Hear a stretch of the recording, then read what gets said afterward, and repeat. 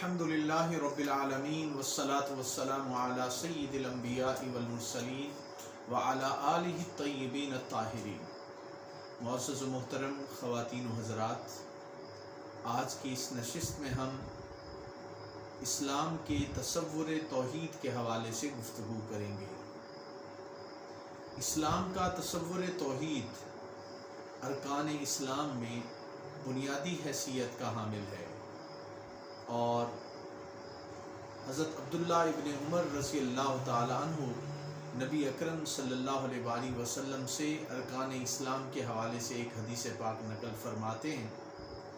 उसमें नबी पाक अलैहिस्सलातु वस्सलाम ने फरमाया, बुनियल इस्लामु अला खम्सिन शहादतु अल्ला इलाहा इल्लल्लाह व अन्ना मुहम्मदुर रसूलुल्लाह व इकामस सलात व ईताइज़ ज़कात वल हज व सौम रमज़ान।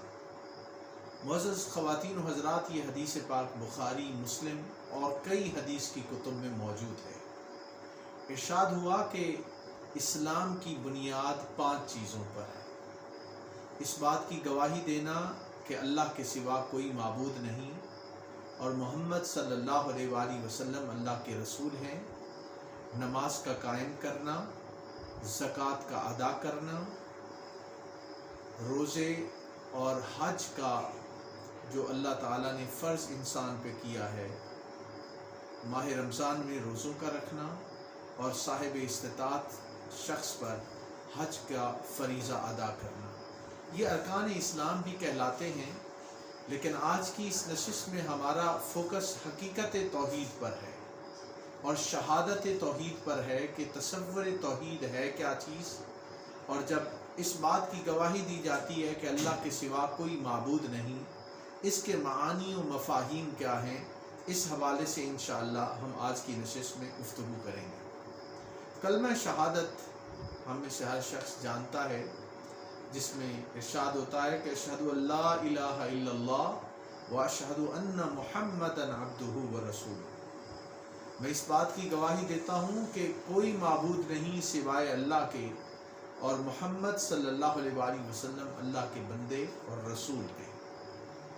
गोया अरकान इस्लाम में शहादत तौहीद और रिसालत ये बड़ा बुनियादी चीज़ है, और शहादत तौहीद या हकीकत तौहीद ये उसी वक्त मुतहक्कक होता है कि जब ज़ुबान से इसका इकरार किया जाए और इंसान का दिल इसकी तस्दीक करे।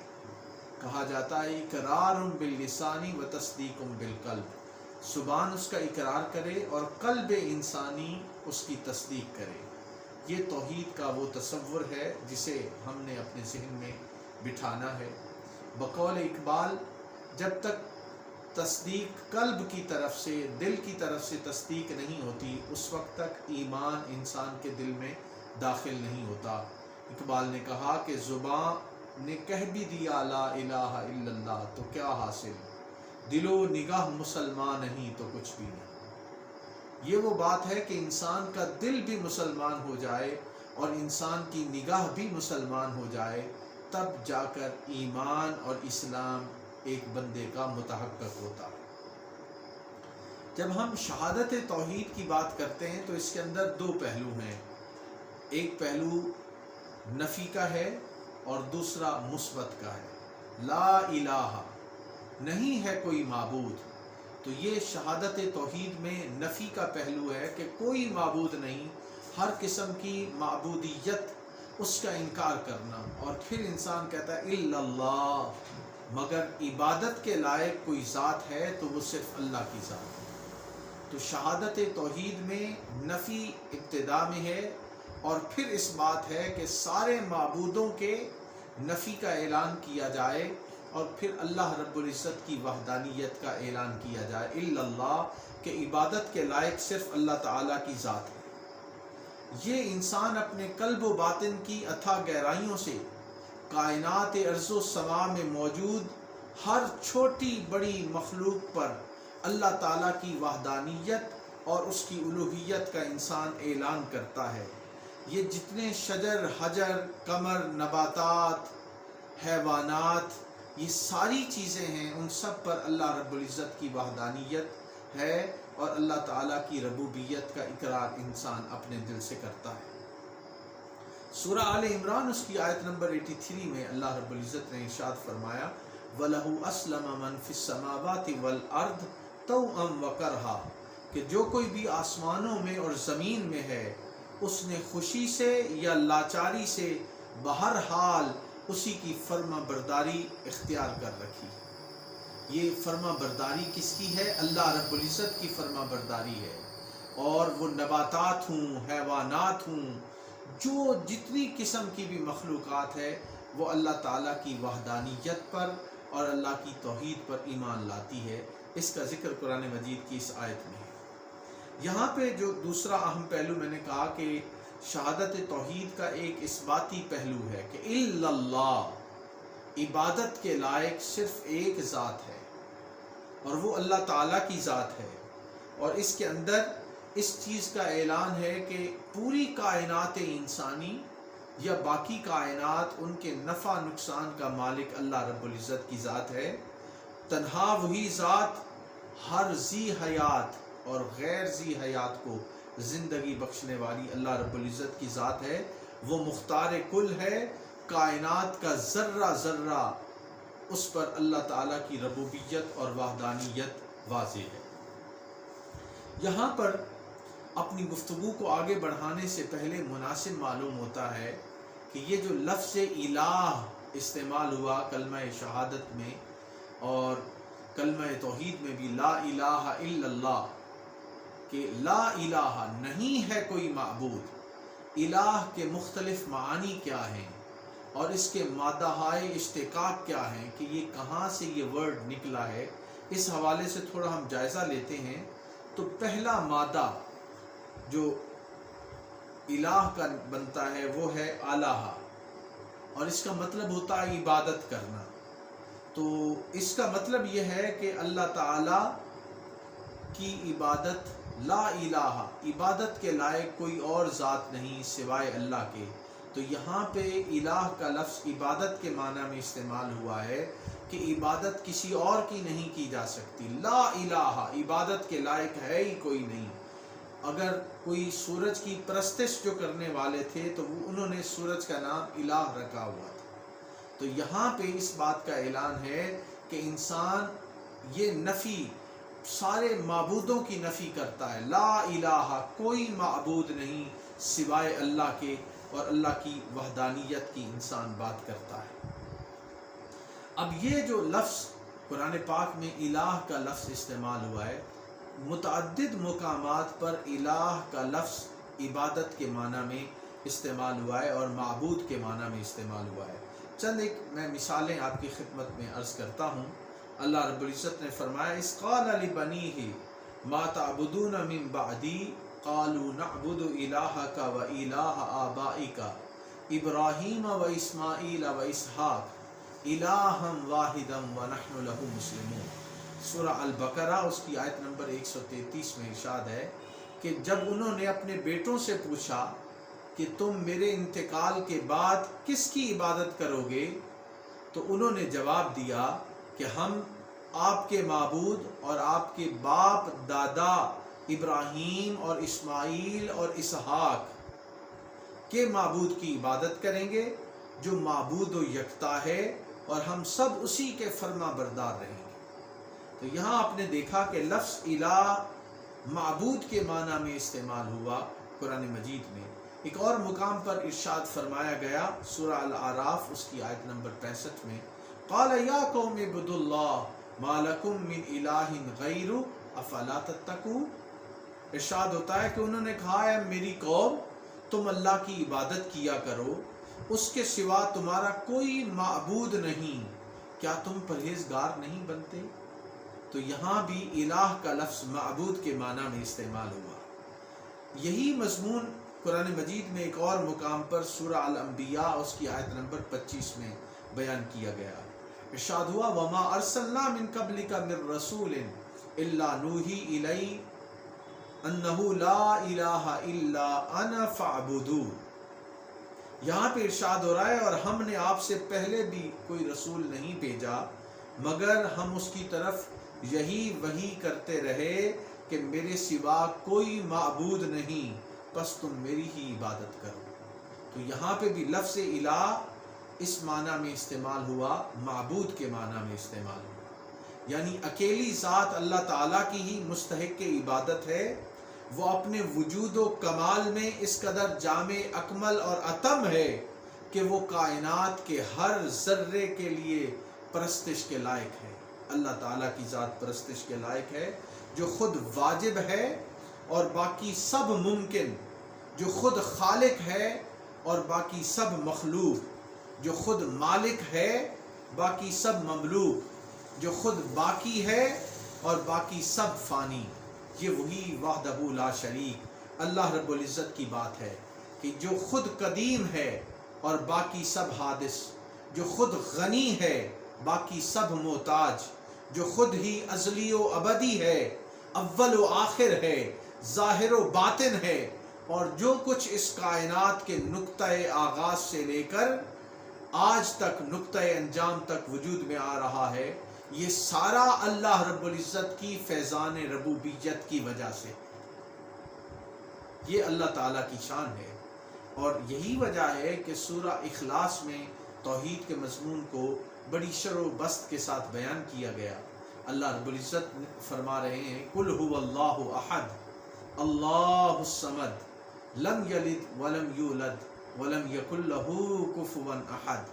اے نبی پاک علیہ الصلوۃ والسلام، آپ فرما دیجئے کہ وہ اللہ ایک ہے، اللہ بے نیاز ہے، نہ اس سے کوئی پیدا ہوا اور نہ وہ کسی سے پیدا ہوا، اور نہ ہی کوئی اس کے جوڑ کا ہے۔ یہ اللہ تعالیٰ کی توحید کا تصور سورہ اخلاص میں بیان کیا گیا۔ معزز خواتین و حضرات، ایک اور مادہ اشتقاق جو الہ سے نکلتا ہے وہ ہے الہا۔ الہا کا معنی تحیر اور درماندگی، یعنی حیرانگی کے معنی میں استعمال ہوتا ہے، کہ جو بھی شخص اللہ تعالیٰ کی ذات میں، اللہ تعالیٰ کی ہستی میں جتنا غور و خوض کرے گا، اس کی حیرت و استعجاب میں اضافہ ہی ہوتا چلا جائے گا۔ تو یہاں پہ الہ کا معنی یہ ہے کہ اے لوگو، تم اللہ تعالیٰ کی الوہیت میں جتنا غور کرتے چلا جاؤ گے، تمہارے حیرت و استعجاب میں اضافہ ہی ہوتا چلا جائے گا۔ انسان اپنے حواس خمسہ سے خدا کی ذات کو جان نہیں سکتا، اپنے عقل اور شعور اور اپنے وجدان کی وجہ سے اللہ کو جان نہیں سکتا۔ اور اس حوالے سے قرآن مجید کے اندر یہ بات بھی ہمیں ملتی ہے۔ سورہ الانعام آیت نمبر 103 میں اللہ رب العزت نے فرمایا لا تدرکہ الابصار وہو یدرک الابصار وہو اللطیف الخبیر، کہ نگاہیں اس کا احاطہ نہیں کر سکتی اور وہ سب نگاہوں کا احاطہ کیے ہوئے ہیں۔ گویا جب انسان اللہ تعالیٰ کی الوہیت کو دیکھتا ہے، اللہ تعالیٰ کی ربوبیت کو دیکھتا ہے، تو وہ کہتا ہے ما عرفناک حق معرفتک، کہ اے باری تعالیٰ، میں تجھے ایسے نہیں جان سکا جیسے جاننے کا حق ہے۔ تو انسان جب اللہ تعالیٰ کی ربوبیت کی وسعتوں کو دیکھتا ہے، اللہ تعالیٰ کے وجود، اللہ تعالیٰ کی ذات اور اللہ تعالیٰ کی ہستی کو دیکھتا ہے، تو انسان حیرت و استعجاب میں رہ جاتا ہے۔ اس لیے الہ کا ایک معنی یہ حیرت و استعجاب بھی بیان ہوا ہے۔ یہاں پہ یہ بات بھی سمجھنے والی ہے کہ بعد لوگوں نے کہا کیونکہ اللہ تعالیٰ کا ادراک نہیں ہو سکتا، وہ ساری چیزوں کا ادراک کرنے والا ہے، اس لیے بعد مفسرین نے یہ بھی بیان کیا کہ تفکروا فی آلاء اللہ ولا تفکروا فی اللہ، کہ اللہ تعالیٰ کی نشانیوں میں غور و فکر کرو، ذات باری تعالیٰ میں غور و فکر نہ کرو۔ اللہ تعالیٰ نے بے شمار اپنی نعمتیں، نشانیاں اس دنیا میں چھوڑی ہیں، اس کے اندر جتنا بھی کوئی غور کرے گا، اللہ تعالیٰ کی وحدانیت اور اللہ تعالیٰ کی ربوبیت انسان پر واضح ہوتی چلی جائے گی۔ تو یہ اس چیز کا یہاں پہ بیان ہے۔ پھر آپ دیکھیے کہ قرآن مجید میں اللہ تعالیٰ کی ذات اور اللہ تعالیٰ کی جو کائنات ہے، اس کے اندر انسان کو غور و فکر کرنے، تعقل، تدبر اور تفکر کرنے کا حکم ملا ہے۔ اللہ رب العزت نے فرمایا ما خلق اللہ ذالک الا بالحق युफस्सिलु al-आयाति लिकौमिन यअलमून इन्न फी इख्तिलाफि al-लैलि वन-नहारि वमा खलक़ल्लाहु फिस-समावाति वल-अर्द लआयातिन लिकौमिन यत्तकून।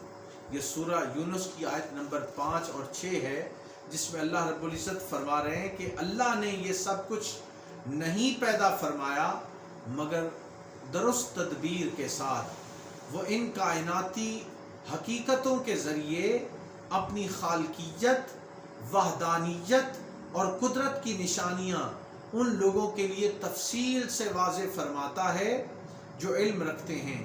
बेशक रात और दिन के बदलते रहने में और इन जुमला चीज़ों में जो अल्लाह ने आसमानों और ज़मीन में पैदा फरमाई हैं, इसी तरह उन लोगों के लिए निशानियां हैं जो तकवा रखते हैं। तो गोया ये रात दिन का बदल के आना और ये कायनात की वसअतें, इसके अंदर अल्लाह ताला ने बेशुमार निशानियां इंसानों के लिए रखी हैं, मगर इन निशानियों को वही समझ पाता है जो इनके अंदर गौर व फिक्र करता है, जो अक्ल से काम लेता है, जो तदब्बुर करता है, जो तफक्कुर करता है, उसको अल्लाह ताला अपनी ज़ात की मारिफत अता करता है। यहाँ पे एक और मुकाम पर कुरान मजीद में सूरह हामीम सजदा उसकी आयत नंबर 53 में अल्लाह रब्बुल इज़्ज़त ने फरमाया सनुरीहिम आयातिना फिल आफाकी व फी अनफुसिहिम।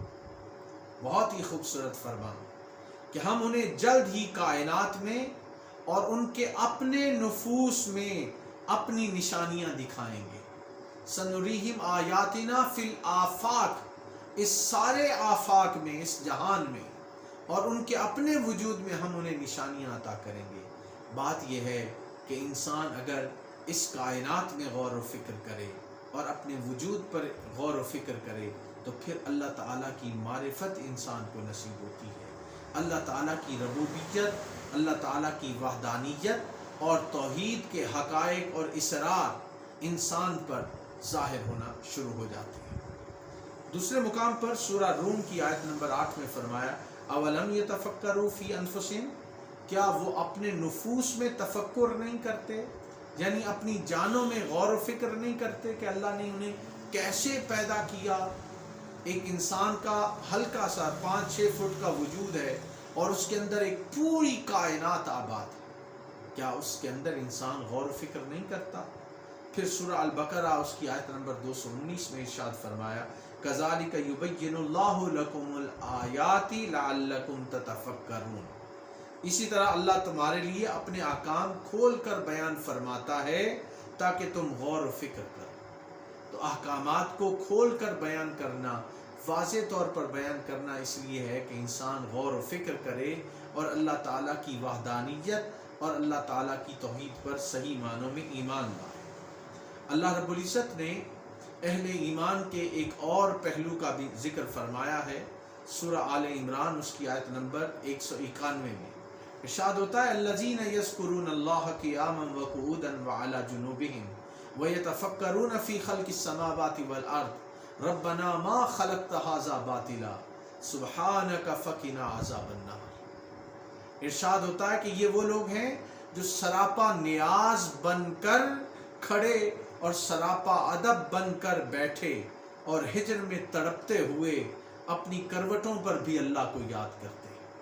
अहले ईमान की खूबियाँ और सिफ़ात को अल्लाह रब्बुल इज़्ज़त बयान कर रहा है और आसमानों और ज़मीन की तख्लीक में कार फरमाए उसकी अज़मत और उसके हुस्न के जलवों में फ़िक्र करते हैं, फिर उसकी मार्फत से लज्जत आशना होकर पुकार उठते हैं ए हमारे रब, तूने ये सब कुछ बेहिकमत और बेतदबीर नहीं पैदा फरमाया, तो सब कोताहियों और मजबूरियों से पाक है, हमें दोज़ख के अजाब से बचा। रब्बना मा खलक़्त हाज़ा बातिला सुब्हानका फ़क़िना अज़ाबन नार। ये अहले ईमान के दिल से आवाज़ निकलती है कि इस कायनात को बारी ताला तूने बेमकसद पैदा नहीं फरमाया। और इस तरह इंसान पर यह हकीकत आश्कार होती है अल्लाह ताला की वहदानियत की, अल्लाह ताला की तौहीद की। जब इंसान पर अल्लाह ताला की कायनात की वुसअतें वाज़ेह होती हैं तो फिर इंसान अपने مولا سے، اپنے رب تعالیٰ سے شدید قسم کی محبت کرنے لگ جاتا ہے۔ جب انسان کی محبت شدید ہو جاتی ہے تو وہ پھر عشق میں بدل جاتی ہے، اور جب انسان کو اپنے مولا سے، اپنے اللہ سے عشق اور محبت شدید قسم کی ہو جاتی ہے تو پھر انسان اپنے رب تعالیٰ کو راضی کرنے کے لیے ہر کام کرنے کے لیے تیار رہتا ہے۔ اقبال نے کہا تھا، بو علی اندر غبار نا کا گن، دستے رومی پردہ محمل گرفت۔ ایک ہے کہ انسان جب عشق کے راستے پہ چل پڑتا ہے تو پھر اس کی منزل اپنے محبوب کی رضا اور خوشنودی اور محبوب کو حاصل کرنا ہوتی ہے۔ جب تک اسے اپنا مالک، اپنا محبوب، اپنا معشوق نہیں مل جاتا، انسان کو چین نہیں آتا۔ یہاں پہ یہ بات بھی سمجھنے والی ہے کہ الہ کا ایک معنی، یعنی مادہ اشتقاق جو الہ کا، وہ الہ بھی ہے، اور اس کا معنی ہے سکون پانا۔ تو جب الہ کا معنی الہ، اس کا ایک مادہ اشتقاق ہے، تو اس سے مطلب یہ ہے کہ بیتاب دلوں کو تسکین ملتی ہے اللہ تعالیٰ کی ذات سے۔ الہ کا معنی تسکین پانا بھی ہے، سکون پانا بھی ہے۔ تو معنی کیا ہے کہ بیتاب دلوں کو تسکین ملتی ہے تو اللہ تعالیٰ کی ذات سے ملتی ہے۔ اسی لیے قرآن مجید کی سورہ الرعد، اس کی آیت نمبر 28 میں ارشاد ہوا، الا بذکر اللہ تطمئن القلوب، جان لو کہ اللہ ہی کے ذکر سے دلوں کو اطمینان نصیب ہوتا ہے۔ اطمینان قلب کب نصیب ہوگا؟ جب انسان کی زبان پر اور انسان کے دل میں اللہ کا ذکر جاری ہو جاتا ہے۔ دوسرے مقام پر سورہ الانفال اس کے اندر ارشاد ہوتا ہے کہ انما المؤمنون الذین اذا ذکر اللہ وجلت قلوبہم واذا تلیت علیہم آیاتہ زادتہم ایمانا وعلی ربہم یتوکلون۔ ارشاد ہوتا ہے ایمان والے تو صرف وہ لوگ ہیں کہ جب ان کے سامنے اللہ کا ذکر کیا جاتا ہے تو ان کے دل اس کی عظمت و جلال کے تصور سے خوف زدہ ہو جاتے ہیں، اور جب ان پر اس کی آیات تلاوت کی جاتی ہیں تو وہ کلام محبوب کی لذت انگیز اور حلاوت آفری باتیں ان کے ایمان میں زیادتی کر دیتی ہیں۔ اللہ کی باتیں ان کے ایمان میں زیادتی کا باعث بنتی ہیں، اور وہ ہر حال میں اپنے رب پر توکل کرنے والے ہوتے ہیں اور کسی غیر کی طرف نہیں دیکھتے، ادھر توجہ نہیں کرتے۔ وعلی ربہم یتوکلون، یہ اہل ایمان کی خوبی بتائی جا رہی ہے کہ جب ان کے سامنے ذکر الہی ہو تو ان کے دلوں کے اندر ایک عجیب سی لذت اور کیف پیدا ہو جاتا ہے۔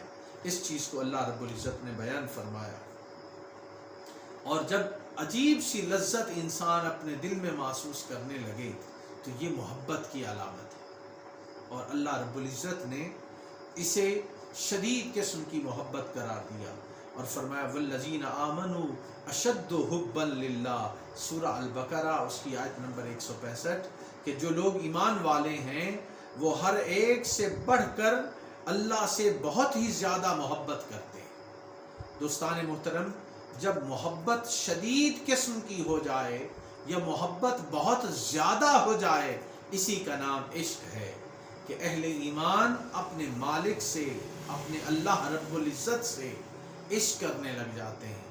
اللہ تعالیٰ ان کا محبوب بن جاتا ہے، وہ اللہ کی رضا اور خوشنودی کے ہر وقت طلبگار رہتے ہیں۔ یہ اہل ایمان کی خوبی بیان کی گئی، اور جب وہ اللہ رب العزت کو اپنا محبوب بنا لیتے ہیں تو پھر دنیا و ما فیہا، جو کچھ ہے ان سب کی لذتیں اللہ رب العزت کے ذکر کی وجہ سے ان کے سامنے ہیچ ہو جاتی ہیں۔ پھر وہ ساری کائنات ان کے سامنے مسخر کر دی جاتی ہے، اور اللہ رب العزت نے ان کو پھر فرمایا الا ان اولیاء اللہ لا خوف علیہم ولا هم یحزنون، ان پر نہ کوئی خوف ہوگا نہ کوئی غم ہوگا، کیونکہ انہوں نے اللہ رب العزت کو اپنا محبوب بنا لیا اور اپنے آپ کو اللہ کی اطاعت اور بندگی میں دے دیا۔ اب اللہ کی جتنی کائنات ہے وہ اللہ کے محبوب ہو جانے کی وجہ سے وہ اس بندے سے محبت کرنے لگ جاتے ہیں، اور اللہ کی مخلوق بھی ان کی ہر بات ماننے کے لیے تیار ہو جاتی ہے۔ اہل ایمان اپنی راتیں خلوت میں اپنے مالک کو یاد کرتے ہوئے گزارتے ہیں۔ اللہ رب العزت نے قرآن مجید میں ارشاد فرمایا، والذین یبیتون لربہم سجدا وقیاما۔ جب اہل ایمان، اہل محبت، اللہ کی محبت میں گرفتار بندے، جب انہیں اللہ کی محبت نصیب ہو جاتی ہے، یہ وہ لوگ ہیں جو اپنے رب کے لیے سجدہ ریزی اور قیام میں راتیں بسر کرتے ہیں۔ یبیتون لربہم سجدا وقیاما، ان کو رات کو نیند نہیں آتی، وہ اپنے مالک کو راضی کرنے کی کوشش میں لگے رہتے ہیں۔ دوستان محترم، آج ہمیں اپنی زندگیوں کا جائزہ لینا ہوگا کہ ہم کیسی زندگی گزار رہے ہیں۔ کیا رات اللہ کی محبت ہمیں بستر سے جدا کرتی ہے یا ہم خواب غفلت میں پڑے رہتے ہیں؟ اللہ کی محبت تقاضا کرتی ہے کہ ہم اپنے مالک کے سامنے مصلی پہ کھڑے ہو کر کبھی قیام میں اور کبھی رکوع میں اور کبھی سجود میں اپنے مالک کو یاد کریں۔ اللہ رب العزت نے اہل ایمان کی ایک اور خوبی سورہ الزاریات اس کی آیت نمبر 18 میں بیان فرمایا وَبِالْأَسْحَارِ هُمْ يَسْتَغْفِرُونَ۔ اہل محبت کون سے لوگ ہیں؟ اور وہ پچھلی رات اٹھ کر استغفار کرتے ہیں، پچھلی رات اٹھ کر استغفار کرتے ہیں، اپنے مولا کو، اپنے اللہ کو راضی کرنے کی کوشش کرتے رہتے ہیں۔ تو کیا ہماری زندگیوں میں رات کے پچھلے پہر اٹھ کر اپنے مالک کے سامنے گریہ و زاری کی توفیق ہمیں نصیب ہوتی ہے یا نہیں؟ کیا توبہ و استغفار، رجوع اللہ وہ ہماری زندگیوں میں ہے یا نہیں؟ یہ جائزہ لینا ہم پر لازم ہے۔ اقبال نے اسی سحر انگیزی کی طرف اشارہ کرتے ہوئے فرمایا تھا کہ عطار ہو، رومی ہو، رازی ہو، غزالی ہو، کچھ ہاتھ نہیں آتا بے آہ سحر گاہی۔ دوستان محترم، سحر گاہی بہت ضروری ہے کہ پچھلی رات اٹھ کر اپنے مالک کو راضی کرنے کی کوشش کی جائے اور اس کا ذکر اور اس کا نام الاپا جائے۔ یہاں پر الہ کا ایک مادہ اشتقاق وہ الولا بھی ہے، اور اس کا مطلب ہے کہ عقل کا گم ہونا، کہ اس کا مطلب یہ ہے کہ وہ ذات جس کی جستجو میں عقل و خرد گم ہو جائیں۔ مطلب کیا ہوا کہ اللہ رب العزت کی ذات ایسی ذات ہے کہ عقل و خرد انسان کے گم ہو جاتے ہیں، اور اللہ کی معرفت اور اللہ کی پہچان انسان اس سے عاجز آ جاتا ہے۔ اس چیز کے اندر بھی موجود ہے کہ عقل حقیقت ابدی کو نہیں پا سکتی، یہ ایک حقیقت ہے۔ انسان عالم آفاق میں اور عالم انفس میں غور کرتا ہے، جس کی طرف میں نے پہلے اشارہ کیا کہ اللہ رب العزت نے فرمایا سنریہم آیاتنا فی الآفاق وفی انفسہم۔ یہاں پہ یہ ارشاد ہو رہا ہے کہ ہم انہیں نشانیاں دکھائیں گے اس انفس اور آفاق میں، اور اس کی وجہ سے وہ اپنے مالک کی پہچان کا ذریعہ بن جائیں گے۔ یہ وہ بات ہے جس کو سمجھنا چاہیے۔ اب الہ کا ایک اور مادہ اشتقاق وہ لا بھی ہے، لام الف اور تا، اور اس کا مطلب ہوتا ہے بلندی اور ارتفاع۔ تو اس کا معنی جو دلالت کرتا ہے وہ یہ ہے کہ وہ ذات جو ہر عجز اور کمزوری سے بلند ہو، جو ہر نقص اور حرمان سے بلند ہو، جو ہر عیب اور خطا سے بلند ہو، جو ہر ضرورت و احتیاج سے بلند ہو، جو ہر مناسبت و مماثلت سے بلند ہو، جو ہر ایک کے کفر و شرک سے بلند ہو، جو انسانوں کے ظلم و معصیت سے بلند ہو، جو انسانی وہم و گمان سے بلند ہو، جو ممکنات و محدثات سے بلند ہو، جو ہر مخلوق کی قوت ادراک سے بلند ہو، جو ہر ایک کی طاقت توصیف سے بھی بلند ہو، وہ اللہ کی ذات ہے۔ اور اللہ رب العزت نے فرمایا سبحانہ وتعالی عما یصفون، وہ ان تمام باتوں سے پاک اور بلند ہے جو یہ تعلق کرتے ہیں اس کی ذات سے. یعنی اللہ تعالیٰ کی ذات ہر نقص سے، ہر عیب سے، ہر کمی، ہر کجی سے پاک ہے. وہ ذات بڑی بلند ہے، بڑی بلند اور بلند مقام پر اللہ کی ذات فائز ہے. اس کا مقابلہ کسی انسان سے، کسی مخلوق سے ممکن ہی نہیں ہے. کوئی اور معبود نہیں. دوسرے مقام پر سورہ صافات میں ارشاد ہوا سبحان ربک رب العزت عما یصفون وسلام علی المرسلین والحمد للہ رب العالمین، کہ تیرا رب جو عزت والا رب ہے ان کی باتوں سے پاک اور بلند ہے. یعنی اللہ تعالیٰ کے اندر نقص اور عیب نہیں. یہ اللہ تعالیٰ کی وحدانیت اور اس کے کمال کی بات ہے. یہاں پر معزز حاضرین و محترم، میں ایک حدیث قدسی آپ کی خدمت میں عرض کرنا چاہوں گا، جس کے اندر ارشاد ہوتا ہے حدیث قدسی میں کہ لا یسعنی ارضی ولا سمائی ولیکن یسعنی قلب عبد المؤمن. کہ اللہ تعالی فرما رہے ہیں کہ مجھے زمین اور آسمان کی وسعتیں اپنے اندر نہیں سمو سکتی. مجھے زمین و آسمان کی وسعتیں اپنے اندر نہیں سمو سکتی، لیکن میں اپنے بندے مومن کے دل میں سما جاتا ہوں. میں اپنے بندے مومن کے دل میں سما جاتا ہوں. اسی لیے ارشاد ہوا سورہ البقرہ کی آیت نمبر 115 میں فَإِنَّمَا تُوَلُّوا فَثَمَّ وَجْهُ اللَّهِ، پس تم جدھر بھی رخ کرو ادھر اللہ ہی کی توجہ ہے. یعنی ہر سمت ہی اللہ کی ذات جلوہ گر ہے. فَإِنَّمَا تُوَلُّوا فَثَمَّ وَجْهُ اللَّهِ، اللہ تعالیٰ کی ذات ہر طرف جلوہ گر ہے. یہ اللہ تعالیٰ کی شان ہے. الہ کا مادہ اشتقاق وہ لاہ یلوہ بھی ہے، اور اس کا معنی مخفی ہونا ہے. کہ اللہ تعالیٰ عیاں بھی ہے، مخفی بھی ہے. قرآن پاک میں سورہ الحدید اس کی آیت نمبر 3 میں ارشاد ہوا هو الاول والآخر والظاہر والباطن وهو بكل شيء علیم. وہی اول ہے، وہی آخر ہے، وہی عیاں ہے، وہی نہاں ہے، اور وہ ہر چیز کا جاننے والا. وَهُوَ بِكُلِّ شَيْءٍ عَلِيمٌ، وہ ہر چیز کا جاننے والا ہے.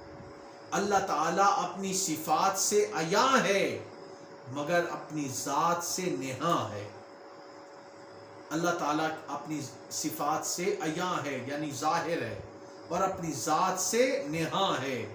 گویا کائنات میں ہر سو اس کی صفات و کمالات، اس کی صفات اور کمالات کی ربوبیت جلوہ گر نظر آتی ہے. اس کی بے پایاں رحمتیں اور اس کی نشانیاں اظہر من الشمس ہیں جو قدم قدم پر انسان کو نظر آتی ہیں. یہ اس کی صفات کا عالم ہے، اور وہ اپنی ذات میں نہاں ہے. انسان کی سمجھ میں آسانی سے آنے والا نہیں ہے. اب یہاں پہ یہ بات بھی سمجھنے والی ہے، سورہ البقرہ کی آیت نمبر 186 میں اللہ رب العزت نے فرمایا وَإِذَا سَأَلَكَ عِبَادِي أَنِّي فَإِنِّي قَرِيبٌ، کہ اے حبیب مکرم صلی اللہ علیہ وآلہ وسلم، جب میرے بندے آپ سے میری نسبت سوال کریں تو بتا دیا کریں میں تو نزدیک ہی ہوں. وَإِذَا سَأَلَكَ عِبَادِي أَنِّي فَإِنِّي قَرِيبٌ، میں تو نزدیک ہی ہوں. اور دوسرے مقام پہ فرمایا وَنَحْنُ أَقْرَبُ إِلَيْهِ مِنْ حَبْلِ الْوَرِيدِ، سورہ قاف آیت نمبر 16، اور ہم اس سے دل کی رگ سے بھی زیادہ قریب تر.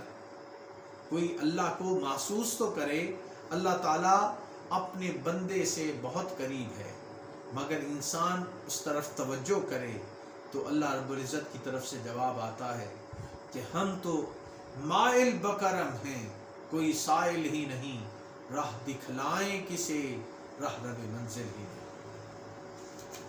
یہاں پہ معزز حاضرین یہ بات بھی سمجھنے والی ہے کہ اللہ تعالیٰ کے لیے یعنی الہ کا جو لفظ بولا گیا اس کا ایک مادہ اشتقاق وہ الہ بھی ہے، یعنی جھکنا، راغب ہونا، رجوع کرنا. تو اس سے مطلب یہ ہوا کہ وہ ذات جس کی طرف جھکا جائے اور رجوع کیا جائے. انسان طرح طرح کی پریشانیوں اور چیلنجز سے نبرد آزما رہتا ہے، اور اس کو بار بار اللہ تعالیٰ کی طرف رجوع کرنے کی ضرورت محسوس ہوتی ہے، تو اس کا معنی یہ ہوا کہ وہ ذات جس کی طرف راغب ہوا جائے اور وہ ذات جس کی طرف رجوع کیا جائے وہ اللہ تعالیٰ کی ذات ہے، اس کے لیے الہ کا لفظ استعمال ہوا۔ اسی طرح 8واں مادہ اشتقاق الہ کا جو ہے وہ ہے عطا کرنا اور پناہ دینا۔ وہی وہ ذات ہے جو ہر ایک کو پناہ دینے والی ہے، وہ اللہ کی ذات۔ قرآن پاک میں ارشاد ہوتا ہے وَهُوَ يُجِيرُ وَلَا يُجَارُ عَلَيْهِ، سورہ المؤمنون آیت نمبر 88۔ اور جو پناہ دیتا ہے اور جس کے خلاف کوئی پناہ نہیں دی جا سکتی، یعنی پناہ دینے والی ذات، انسان کو محفوظ رکھنے والی ذات، وہ اللہ تعالیٰ ہی کی ذات ہے، اس کا بیان ہے۔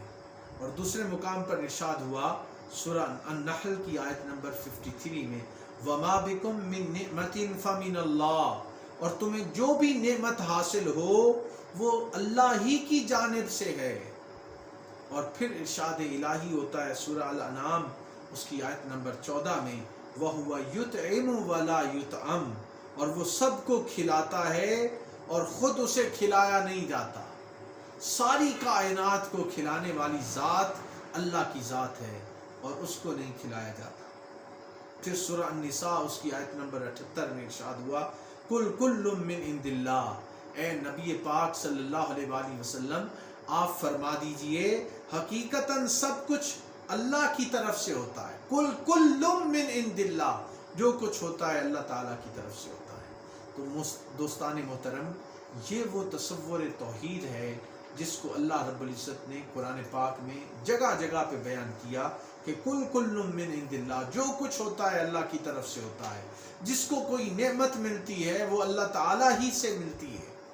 حضور علیہ الصلوۃ والسلام کو اللہ تعالیٰ نے قاسم بنایا، اور خود حضور علیہ السلام نے اس کا اعلان فرمایا، صحیح مسلم میں ارشاد ہے انما انا قاسم واللہ یؤتی، میں تقسیم کرنے والا ہوں، عطائیں ساری اللہ کی ہیں۔ اللہ تعالیٰ اپنی نعمتیں، اپنے انعامات و اکرامات مجھے عطا کرتا ہے اور پھر میں اس کی مخلوق کو بانٹتا ہوں۔ یہ حضور علیہ الصلوۃ والسلام کی شان ہے۔ الہ کا ایک معنی یہ بھی ہے کہ وہ کلی طور پر با اختیار ہستی ہے جو غالب الارادہ ہے، یعنی جس کے ارادہ و منشا کے سامنے ہر دوسرا ارادہ و عزم مغلوب ہے۔ یہ اللہ تعالیٰ کی شان ہے، اور یہ بات بھی ذہن میں رہنی چاہیے۔ قرآن مجید میں ارشاد ہوتا ہے ثم استوى الى السماء وهي دخان فقال لها وللارض ائتيا طوعا او كرها، ارشاد ہوتا ہے پھر اللہ تعالیٰ نے آسمان کی طرف توجہ فرمائی درآں حالانکہ وہ اس وقت دھواں تھا۔ اب یہ بات بھی ذہن میں رکھیں کہ اللہ تعالیٰ کی وجود جو ہے وہ ایک ایسا وجود ہے کہ اس کے سوا کوئی اور معبود نہیں ہے۔ قرآن مجید میں ارشاد ہوا لو کان فیہما آلہۃ الا اللہ لفسدتا، اگر آسمان و زمین کی کائنات میں اللہ کے سوا اور معبود ہوتے تو زمین و آسمان درہم برہم ہو جاتے۔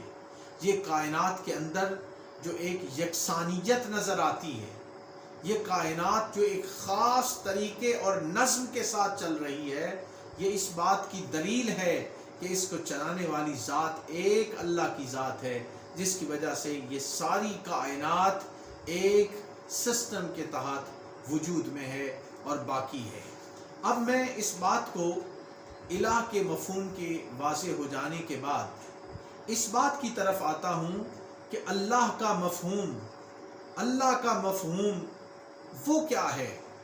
الہ کا مفہوم تو واضح ہوا، اللہ کا جو لفظ استعمال ہوا لا الہ الا اللہ، اللہ کا معنی جو لفظ الہ پر الف لام داخل کر دیا جائے تو یہ اللہ بن جاتا ہے، اور اس کا مطلب ہے سچا اور حقیقی معبود۔ یہ اللہ تعالیٰ کا ذاتی نام ہے۔ اب میں اگر یہ بات کہوں کہ شہادت توحید یا حقیقت توحید کیا ہے، تو یہ بات ذہن نشین رکھیے کہ بندہ دل کی گہرائیوں سے اس بات کی شہادت دیتا ہے کہ پوری کائنات میں ایک ہی ہستی ہے جس سے بڑھ کر عظمت و رفعت والی اور شان کبریائی والی کوئی اور ذات نہیں. یہ شہادت توحید ہے. اس سے بڑھ کر کسی کو قدرت اور طاقت حاصل نہیں، اس سے بڑھ کر کوئی علیم و خبیر نہیں، اس سے بڑھ کر کوئی سزاوار پرستش نہیں. اس کا ارادہ اتنا قوی اور غالب ہے کہ اسے تمام دنیا اور کائنات میں سب مل کر بھی مغلوب نہیں کر سکتے. یہ وہ توحید کا تصور ہے اور شہادت توحید ہے جو ایک بندہ مومن اس کی گواہی دیتا ہے اور پھر اس کی برکات انسان کو حاصل ہوتی ہے. اللہ تعالیٰ واجب الوجود ہستی ہے اور اس کا وجود اپنی ذات پر خود ایک ثبوت ہے. قرآن پاک سورہ القصص اس میں ارشاد ہوتا ہے کل شیء ہالک الا وجہہ لہ الحکم والیہ ترجعون. اس کی ذات کے سوا ہر چیز فانی ہے، اسی کا ہے حکم، یعنی حکم اسی کا ہے، اللہ کا حکم ہے اور تم سب اسی کی طرف لوٹائے جاؤ گے. دوسرے مقام پر سورہ الرحمن کی آیت نمبر 27 میں ارشاد ہوتا ہے کل من علیہا فان ویبقى وجہ ربک ذو الجلال والاکرام. جو کچھ بھی زمین پر ہے سب فنا ہو جانے والا ہے اور صرف آپ کے پروردگار کی ذات باقی رہ جائے گی جو نہایت بزرگی اور عظمت والی ذات ہے. اور پھر ارشاد ہوا سورہ البقرہ اس کی آیت نمبر 115 میں فَأَيْنَمَا تُوَلُّوا فَثَمَّ وَجْهُ اللَّهِ. پس تم جدھر بھی رخ کرو ادھر اللہ کی توجہ ہے، یعنی ہر سمت اللہ کی ذات جلوہ گر. فَأَيْنَمَا تُوَلُّوا فَثَمَّ وَجْهُ اللَّهِ. انسان ذرا توجہ تو کرے تو اللہ کی ذات ہر جگہ جلوہ گر نظر آتی ہے. اس چیز کا یہاں پہ بیان ہے. اب یہاں پر میں یہ بات بھی آپ کے سامنے رکھنا چاہ رہا ہوں کہ اللہ تعالیٰ نے اس کائنات میں اپنی بے شمار نشانیاں عطا کی ہیں. یہ آسمان اور زمین کا پیدا کرنا، یہ دن اور رات کا بدل کے آنا، یہ اللہ تعالیٰ کی نشانیوں میں سے ہے. اور اللہ تعالیٰ واحد ہے. اگر کوئی اور بھی الہ ہوتا، معبود ہوتا تو پھر فساد بپا ہو جاتا. اللہ رب العزت نے فرمایا کہ میری ہی خالقیت و ربوبیت کو مانو. ارشاد ہوا یا ایھا الناس اعبدوا ربکم الذی خلقکم والذین من قبلکم لعلکم تتقون.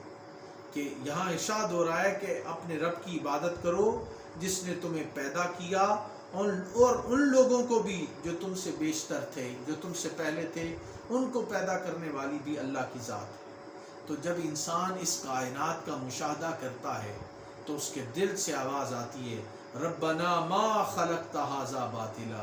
اے ہمارے رب تو نے یہ سب کچھ بے حکمت اور بے تدبیر نہیں پیدا کیا، بلکہ اس کے اندر بے شمار ایسی نشانیاں ہیں جس سے باری تعالیٰ تیرے وجود کا علم ملتا ہے اور تیری ذات کی معرفت انسانوں کو نصیب ہوتی ہے. انسان کو اللہ کی ذات میں غور و خوض کرنا چاہیے. انسان کو اللہ تعالیٰ کی طرف توجہ کرنی چاہیے. اور اللہ رب العزت نے سورہ القیامہ میں ارشاد فرمایا آیت نمبر 14-15 میں بل الانسان علی نفسہ بصیرا ولو القی معاذیرا. بلکہ انسان خود بھی اپنی حالت پر مطلع ہوگا اگرچہ اس وقت بھی وہ اپنے ہیلے بہانے پیش کرے گا. اور دوسرے مقام پر فرمایا وَمَن يُخْرِجُ الْحَيَّ مِنَ الْمَيِّتِ وَيُخْرِجُ الْمَيِّتَ مِنَ الْحَيِّ وَمَن يُدَبِّرُ الْأَمْرَ. اور کون نکالتا ہے زندہ کو مردہ سے، اور کون نکالتا ہے مردہ کو زندہ سے، اور کون ہے جو انتقام فرماتا ہے ہر کام کا، وہ اللہ کی ذات ہے. انسان کو اللہ کی ذات میں سوچنا چاہیے، اللہ تعالیٰ کی نشانیوں میں غور و خوض کرنا چاہیے. اپنے مالک کے وجود کے اندر جب انسان فکر کرتا ہے، سوچتا ہے، تو پھر انسان پر یہ حقیقت آشکار ہوتی ہے کہ وہ رب کائنات کتنا عظیم، کتنا بڑا ہے، جس نے اس ساری کائنات کو پیدا کیا ہے اور وہ اس کائنات کا نظام چلا رہا ہے. اور سپونٹینیس کریشن ہے اللہ تعالیٰ کی، یعنی اس کے اندر کوئی رکاوٹ نہیں، ہر چیز ایک پورے آرڈر کے ساتھ چلتی ہے. اور یہ جتنی جتنے اجرام فلکی ہیں، یہ جتنے اللہ تعالیٰ کی تخلیق ہے، اس کے اندر غور و خوض کرنے سے اللہ تعالیٰ کی وحدانیت اور اللہ تعالیٰ کی توحید کا تصور انسان پہ واضح ہوتا چلا جاتا ہے، اور انسان پر اللہ کی حکمت واضح ہو جاتی ہے۔ یہاں پر میں اس بات کی طرف بھی اشارہ کرنا چاہتا ہوں کہ جس طرح اللہ تعالیٰ کی توحید کا تصور ہے، اس کے برعکس شرک کا تصور بھی ہے، اور اس کے کچھ مثبرات بھی ہیں۔ میں ان مثبرات کا ذکر کرنا چاہوں گا کہ اللہ تعالیٰ کا وجود اپنی ذات میں با کمال ہے، مگر اللہ تعالیٰ نے اپنی صفات کا کچھ فیض اپنے بندوں کو بھی عطا کیا۔ جیسے اللہ تعالیٰ کی ذات وہ سمیع اور بصیر ہے، مگر اس نے انسان کو بھی سمیع اور بصیر بنایا۔ اللہ رب العزت سورہ دہر میں ارشاد فرماتا ہے فَجَعَلْنَاهُ سَمِيعًا بَصِيرًا، بس ہم نے انسان کو سننے اور دیکھنے والا بنایا۔ اور اپنے بارے میں فرمایا اِنَّهُ هُوَ السَّمِيعُ الْبَصِيرُ، بے شک وہی خوب سننے والا اور خوب دیکھنے والا۔ اب انسان بھی دیکھنے والا، سننے والا، خدا بھی سننے والا، دیکھنے والا، مگر فرق یہ ہے کہ خدا کا دیکھنا اور سننا ذاتی ہے، انسان کا دیا ہوا عطائی ہے۔ انسان کا دیکھنا اور سننا محدود ہے، اللہ تعالیٰ کا سننا اور دیکھنا لامحدود ہے۔ اللہ رب العزت نے نبی پاک علیہ السلام کے بارے میں فرمایا بالمؤمنین رؤوف الرحیم، کہ حضور علیہ السلام مومنوں کے لیے نہایت ہی شفیق بے حد رحم فرمانے والے ہیں۔ اور اپنے بارے میں اللہ رب العزت نے فرمایا ان اللہ بالناس لرؤوف الرحیم، بے شک اللہ تعالیٰ اب لوگوں پر بڑی شفقت فرمانے والا۔ تو اللہ تعالیٰ کی شفقت اور رحمت ذاتی ہے، اور حضور علیہ السلام کو اللہ کے فیض سے ملا ہے، اور اللہ تعالیٰ کی وہ صفات ہمیشہ سے ہیں، ہمیشہ رہیں گی، اور مخلوق کی صفات عارضی ہوتی ہیں، دائمی نہیں ہوتی۔ یہ بات سمجھ آنے کے بعد یہ بات بھی انسان کو اپنے پیش نظر رکھنی چاہیے کہ انسان اللہ تعالیٰ کی عبادت سے غافل نہ ہو۔ اس کی توحید کا جو تصور انسان کو سمجھ میں آتا ہے وہ یہی ہے کہ انسان اللہ کی معرفت حاصل کرے، اور اللہ کی معرفت حاصل کرنے کے بعد اللہ تعالیٰ کے احکامات کو بجا لائے۔ اللہ تعالیٰ کے احکامات کو بجا لانے میں ہی انسان کی عافیت ہے، انسان کی کامیابی ہے، اور اسی سے اللہ کی رضا اور خوشنودی نصیب ہوتی ہے۔ اللہ رب العزت ہمیں مقام توحید اور شہادت توحید اور حقیقت توحید سمجھنے کی توفیق عطا فرمائے۔ والسلام علیکم ورحمۃ اللہ وبرکاتہ۔